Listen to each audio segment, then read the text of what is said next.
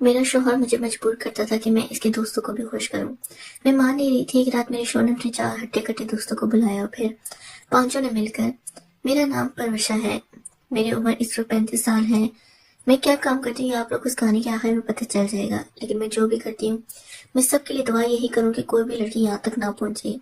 जिस अजियत में अपनी जिंदगी गुजार रही हूँ, तो बात शुरू होती है जब मैं 16 साल की थी।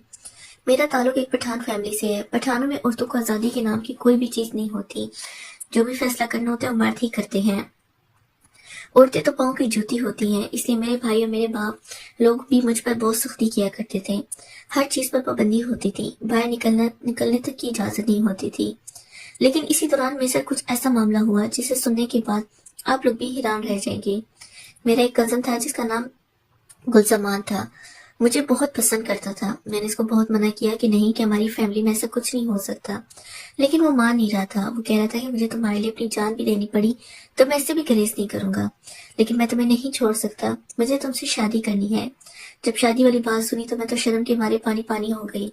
मैंने इसे साफ साफ मना कर दिया कि खुदा के वास्ते आज के बाद ये बात दोबारा नहीं करनी, और ऐसे अल्फाज अपनी जुबान पर भी नहीं लेकर आने जिससे मेरी जिंदगी को कोई खतरा हो सके। खैर वो नहीं मान रहा था। वो एक ही चीज पर अटका हुआ था कि मैं तुमसे शादी जरूर करूंगा, चाहे मुझे इसके लिए कुछ भी करना पड़े।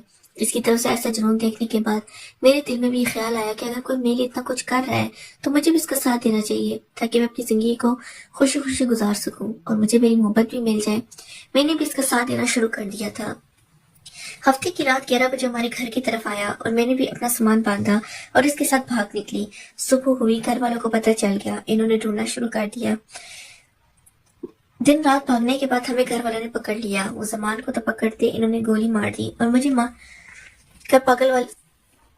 मार कर पागलों वाला हाल कर दिया और फिर 5 लाख रुपए की बस मुझे एक पंजाबी आदमी को भेज दिया। अब इसने मेरे साथ शादी कर ली और मुझे अपने घर ले आया। मेरी उम्र इस वक्त 20 साल हो चुकी थी। वो मुझसे तरह तरह की डिमांड किया करता। जब मैं कोई आगे से बात करने लगती तो कहता, जबान नहीं चलानी, मैंने पैसे देकर तुम्हें खरीदा है, इसलिए तुम्हारे पीछे वाले तुम्हारे लिए मर चुके हैं और तुम्हारे कोई भी नहीं आएगा। इन लोगों ने मुझसे पैसे लिए, इसलिए तुम्हारे पीछे कोई भी नहीं आएगा। अब जो भी होगा वो मैं ही करूंगा और जो मेरे दिल में आएगा मैं भी करूंगा।